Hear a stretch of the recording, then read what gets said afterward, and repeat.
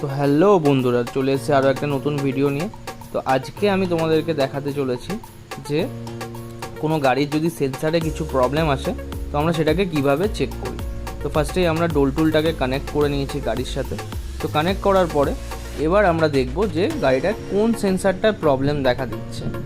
তো এবার এখন দেখো গাড়িটা, এবার যখন আমরা ডায়াগনোসিসে ঢুকলাম তো এখানে হিস্ট্রিতে কিছু দেখাচ্ছে না, কারেন্টে দেখা যাচ্ছে down stream O2 sensor overheated, মানে হচ্ছে ডাউন স্ট্রিম O2 সেন্সার যেটা আছে O2 সেন্সারটা কিছু প্রবলেম হয়েছে, যার কারণে ওটা দেখাচ্ছে। এবার এটা ডিলিট করার পরে যদি কোডটা চলে যায় তার মানে প্রবলেম নেই, তার মানে একটা এরার কোড এসেছিলো, বাট এটা বারবারই দেখাচ্ছে যে O2 সেন্সারে প্রবলেম আছে, তার মানে O2 সেন্সারটাকে চেঞ্জ করতে হবে ইমিডিয়েটলি।